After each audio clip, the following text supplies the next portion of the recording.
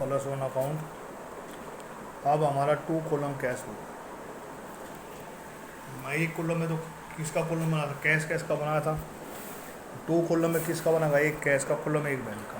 यदि कैश प्रभावित हो रहा है तो कैश में लिखेंगे, बैंक हो रहा है तो बैंक। यदि ना तो कैश प्रभावित हो रहा है ना बैंक, ना कैश बढ़ रहा है ना बैंक में जमा हो रहे, ना कैश कम हो रहा है ना बैंक कम हो रहा है, तो उसकी एंट्री हम नहीं करेंगे। डिस्काउंट की इसमें एंट्री नहीं करते, डिस्काउंट घटा के सीधा लिख देते हैं।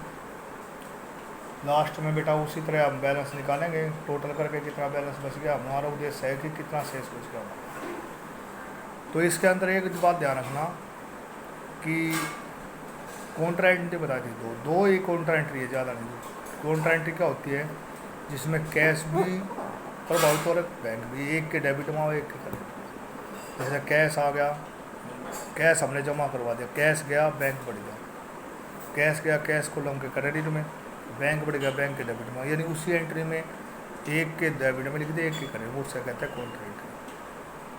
बैंक से हमने पैसा निकलवाया ऑफिस के लिए, कैश बढ़ गया कैश कॉलम के डेबिट में, बैंक कम हो गया बैंक के क्रेडिट, बैंक बढ़ेगा तो डेबिट में, घटेगा तो क्रेडिट में, उसे कहते हैं कॉन्ट्रा एंट्री। और एंट्री कोई कॉन्ट्रा एंट्री नहीं होती। कोई जमा करवा उसका नाम लिख देंगे, चेक आया और जमा करवा दिया, नाम लिखने का, उस चेक का कुछ नहीं किया तो हमने, यह मान लेंगे जमा करवा दिया, नहीं तो कुछ आगे कर दिया तो उसको वैसे कैसे रहने देंगे।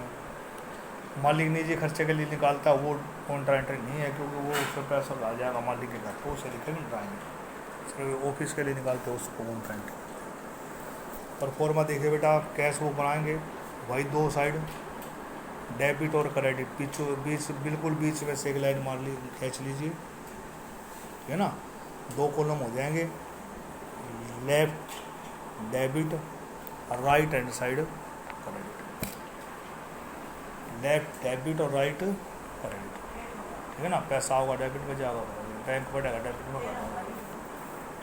डेबिट में कौन सा कॉलम, एक तो डेट का, डेट लिखे भाई किस दिन कैसा आ गया, पार्टिकुलर्स विवरण, कैश और बैंक, 2 कॉलम। क्रेडिट में डेट का, पार्टिकुलर्स, कैश और बैंक। सबसे पहले देखिए बेटा, कैश इन हैंड 1 जनवरी 2017 को हमारे पास पैसा था 4000, और रोकड़ इन बैंक, कैश इन बैंक 12000। 4000 तो हमारे पास था रोकड़ हाथ में, कैश इन हैंड, और कैश एट बैंक, बैंक में थे बेटा 12000। तो दोनों को डेबिट साइड में लिखे, पैसा था ना हमारे पास 1 जनवरी 2017 जनवरी 1, टू बैलेंस बीडी, शुरू का बैलेंस लिखे थे बीडी, लास्ट में जो टोटल करके निकाला वो बचेगा सीडी, सीडी था जो बच गया। 4000 हमारे पास था कैश, 4000 कैश में लिख दिया, 12000 था बैंक, 12000 बैंक में लिख दिया, ठीक है, जिसका जितना था लिख दिया। अब जैसे कहेगा 4 तारीख को सोल्ड गुड्स फॉर कैश, नगद माल बेचा, कितने का बेचा बेटा, 13200 का माल बेचा, तो पैसे आओगे जाओगे, नगद कह रहा, कैश से तो नहीं कह, चेक से तो नहीं कह रहा, चेक होगा तो नगद क्या आएगा, कैश आएगा। 4 तारीख को क्यों आया कैश, उसका कारण टू सेल्स है ना। कभी कैश और बैंक में, कैश बैंक का नाम नहीं, कैश जमा कराऊंगा तो बैंक के कारण जमा करवाया, जो भी है वो बाद में लिखेंगे कॉन्ट्रा एंट्री में, जमा करवाया कैश का लिखेंगे, यानी उस कॉलम का नाम लिखेंगे जिस कॉलम में लिखेंगे। पैसा आया, क्यों आया, माल बेचा इसलिए, टू सेल्स। कितने रुपये आए बेटा, 13200, ठीक है। 5 तारीख को रिसीव्ड फ्रॉम सुरेश, सुरेश से धन प्राप्त हुआ, कितने प्राप्त हुआ बेटा, 2500 रुपये सुरेश से मिले ना। 5 तारीख को कहाँ से आया, सुरेश से, पैसा आया डेबिट में, टू सुरेश, कितने रुपये, 2500 रुपये,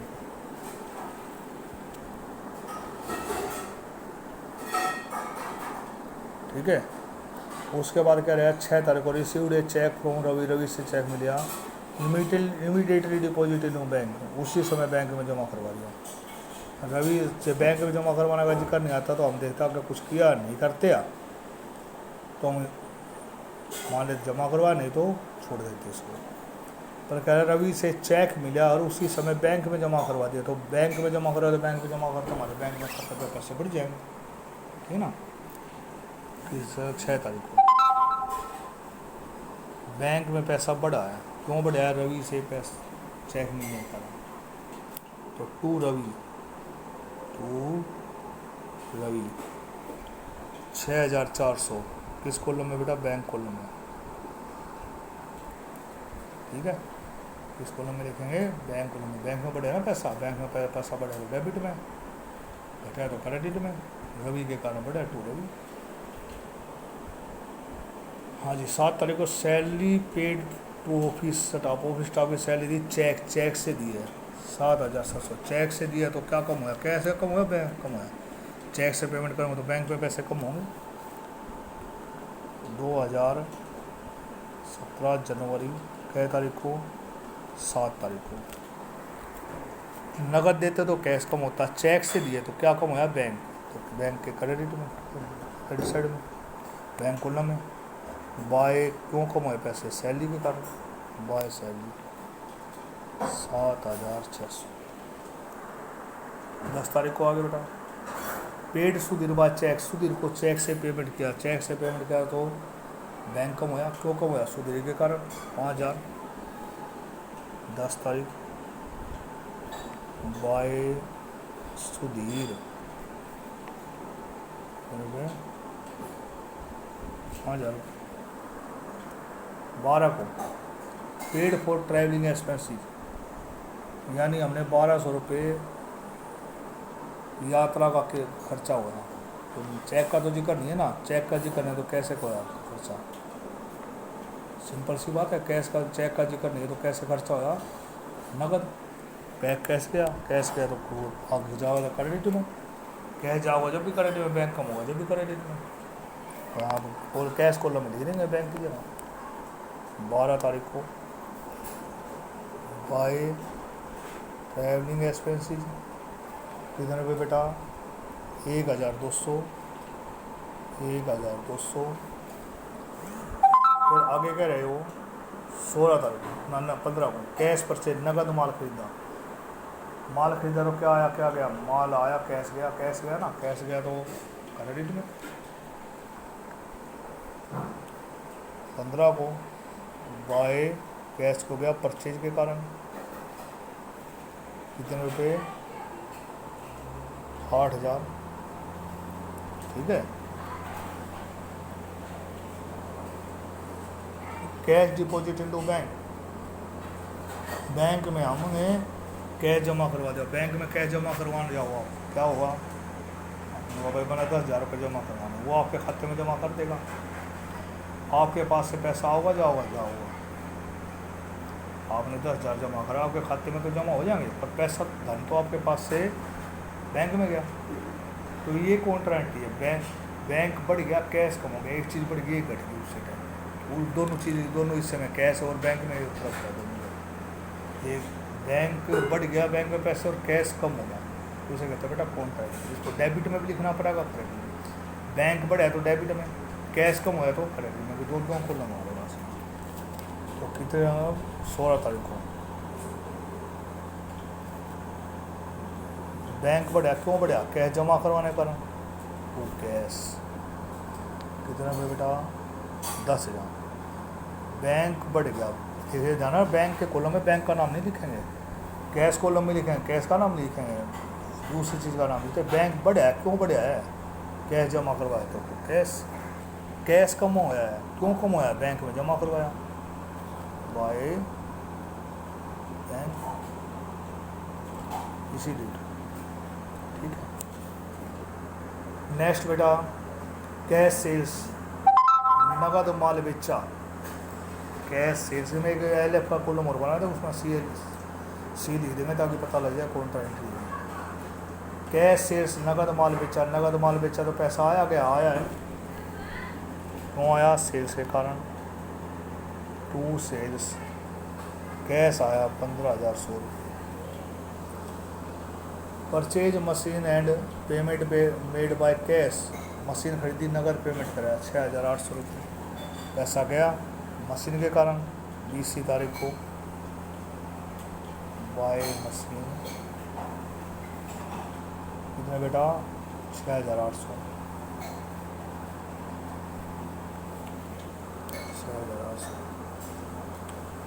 पेड वेजिज फॉर इरेक्शन अब वो मशीन ऊपर की मशीन खरीदी थी ना, उस पर हमने किराया दिया, मजदूरी दी 400। मैंने क्या बताया था 21 तारीख को, कोई भी संपत्ति पे खर्चा होता है तो संपत्ति का नाम लिखेंगे 400। 22 को withdraw from bank for office use के लिए बैंक से निकाले बैंक ऑफिस में पैसा आया, बैंक कम हो गया, दोनों जगह हो ना, पैसा आया तो डेबिट में, बैंक कम होया तो क्रेडिट में, उसे कहता है कॉन्ट्रैक्ट जो दो जगह हो, दोनों जगह आए। पैसा आया क्यों आया, बैंक से निकलवाने के कारण, टू बैंक कितने रुपये 7,500, बैंक कम हो गया क्योंकि पैसा निकलवा लिया, बाय कैश के कारण 7,000। 23 को received a cheque from Anil and deposited to bank, Anil से चेक मिला और बैंक में जमा करवा दिया, अनिल से चेक मिला बैंक में जमा करवा, बैंक बड़ी जमा हमारे पास 4,600। क्यों पैसा आया, अनिल के कारण बैंक बढ़ गया। 27 को टू अनिल 4,600 बैंक को लंबा। 23 तारीख को 27 को क्या करें, Anil check return by bank dishonoured, Anil के खाते में पैसे नहीं थे इसलिए बैंक ने वो चेक लौटा दिया हमारा, और उस खाते में पैसे को नहीं कहाँ से जमा करें, बैंक हमारा कम हो गया, हमने बैंक बढ़ाया था ना, बैंक ने हमारा पैसे बैंक का खाता कम कर दिया, बाय अनिल के खाते में पैसे ना होने पर 4,000 आया था, चेक मिला था, हमने जमा कर दिया था, बैंक ने वापस लौटा दिया, हमने वापस अनिल का नाम लिख दिया, भाई अनिल का पैसे फिर कम हो गए। 28 ने purchase computer paid by cheque, computer खरीदार चेक से पेमेंट कराया। 28 बाय कंप्यूटर बैंक कम हो गया ना, चेक से पेमेंट कराया तो 8,000।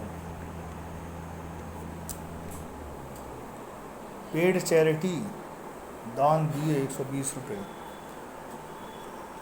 नहीं कह रहा चेक से तो कैश कम होया, बाय चैरिटी कितने रुपये बेटा 120 रुपये। पेड इनटू बैंक, बैंक में जमा करवाए, बैंक में जमा करवाए, बैंक बढ़ गया, कैश कम हो गया, कॉन्ट्रैक्ट थी, बैंक बढ़ गया क्यों, कैश जमा करवाने के कारण, टू कैश 12,000 बैंक कॉलम में, कैश कम हो गया, बैंक में पैसे जमा कराने के कारण, बाय बैंक के कारण कैश कम हो गया 12,000। ठीक है बेटा, अब इसको करेंगे टोटल, ये ध्यान रखना, साथ ही साथ टोटल करेंगे एक जैसा जगह, टोटल करेंगे, इसका टोटल आ गया बेटा 42,300 और इसका आ गया 45,000, और इधर टोटल आ गया बेटा 38,520 और ये आ गया 32,000। ठीक है, देखो इस कॉलम का 42,300 इधर है, 38 ये ज़्यादा, ये हो ज़्यादा, 42 ज़्यादा ना, ये 45, ये 32, ये उसका भी हो जाता, तो जो टोटल ज़्यादा आए उसको नीचे लिख के दूसरे साइड पे बैलेंस शीट लिख देंगे लेस करके, 345,000 जो ज़्यादा है, ये ना कैश कॉलम का तो ये ज़्यादा होगा, बैंक कॉलम का ये भी ज़्यादा आ सकता है, ये ज़्यादा आता तो इधर टोटल लिखे, इधर लिख दीजिए, इसमें से ये घटा देंगे, इसमें से ये घटा देंगे, और बाय बैलेंस सीडी जो शेष बचा 3,780 और 12,300 करना बेटा एक क्वेश्चन।